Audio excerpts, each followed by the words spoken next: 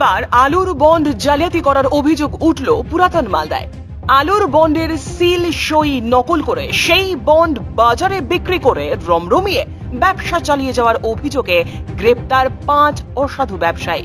ঘটনা জানাজানি হতেই ব্যাপক শোরগোল এলাকা জুড়ে। জানা গিয়েছে, পুরাতন মালদার মহিষবাথানি অঞ্চলের গোটপাড়া এলাকার একটি বেসরকারি হিমঘরে আলুর বন্ড জালিয়াতি করতে গিয়ে হাতে নাতে 2 যুবককে ধরে পুলিশের হাতে তুলে দেন হিমঘর কর্তৃপক্ষ। পুলিশি জেরার পর আরো 3 অভিযুক্তকে গ্রেপ্তার করল মালদা থানার পুলিশ। সূত্রের খবর, গত রবিবার পুরাতন মালদার মহিষবাথানি অঞ্চলের গোটপাড়া এলাকার একটি বেসরকারি হিমঘরে এক গাড়ি চালক 200 প্যাকেট আলুর বন্ড নিয়ে গেলে নকল বন্ড দেখে চক্ষু চড়ক গাছ হয়ে যায় হিমঘর কর্তৃপক্ষের। ঘটনাস্থলেই ধরে ফেলেন হিমঘর কর্তৃপক্ষ এবং 2 জনকে পুলিশের হাতে তুলে দেন। জানা গিয়েছে, ওই 2 জনের বাড়ি মালদা থানা এলাকার 8 মাইল এলাকায়। একজনের নাম অভিজিৎ রাজবংশী এবং আরেকজনের নাম উপেন রাজবংশী। এদের বয়স যথাক্রমে 22 এবং 40। ঘটনার একটি লিখিত অভিযোগ দায়ের করা হয় মালদা থানায়। লিখিত অভিযোগের পরিপ্রেক্ষিতে ওই 2 জনকে গ্রেপ্তার করে 3 দিনের পুলিশি হেফাজত চেয়ে জেলা আদালতে পেশ করেছে পুলিশ। পুলিশের জেরায় উঠে আসে আরো 3 জনের নাম এবং আরো 3 জনকে গ্রেপ্তার করে মালদা থানার পুলিশ। এদের বাড়ি গাজল থানার বিভিন্ন এলাকায় বলে সূত্রের খবর। ধৃতরা হলো সঞ্জয় প্রসাদ ভগত, যার বয়স 37, সুফল স্বর্ণকার, যার বয়স 42 এবং দুলাল সরকার, যার বয়স 38। সোমবার দুপুর আনুমানিক 12:30 নাগাদ ধৃত 3 জনকে জেলা আদালতে পেশ করে পুলিশ। পাশাপাশি হিমঘরের ম্যানেজার দীপক রাজবংশী অভিযোগ করেন, আমাদের কাছে এরা বন্ড জমা দিতে আসে, কিন্তু বারকোড বন্ড না মেলায় আমরা তাদেরকে ধরে ফেলি। এ প্রসঙ্গে তিনি আরো কি বললেন শুনে নেব। গত রবিবারে প্রায় বৈকাল 4টার দিকে ওই অফিসে আসে একটা ছেলে, ওই ভুটভুটি বেলায় সম্ভবত। তো ওই 2টো ডকুমেন্ট নিয়ে আসে, 100 মানে 200 আলুর বস্তা এখানে আছে দাবি করে, মানে বনটা ছুটাবার জন্য। তখন আমরা দেখি মেশিনে চেক করে যে বনগুলো দেয় দুটোই জাল, মানে ডুপ্লিকেট বন। তখন আমরা ছেলেটাকে বলি যে তুমি ভাই কোথায় পেলে এই বন দুটো? তো বললো যে আমাকে তো এই উপেন রাজবংশী নামে একজন ওই চেচুমোড়ের ও শেড আছে আলুর, ও আমাকে পাঠালো বনগুলো ছুটাতে।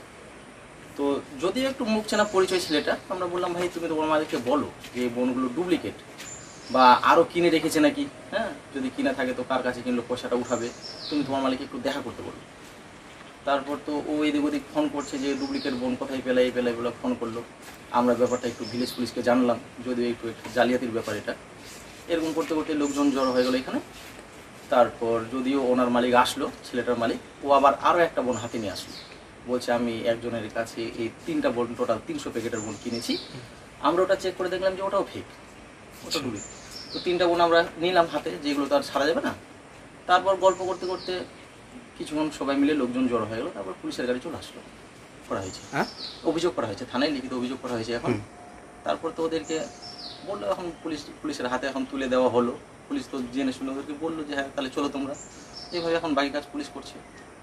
এটা মানে সাধারণ মানুষ যারা বন বেচা কিনা করছে ওরা কিন্তু সহজে বুঝতে পারবে না।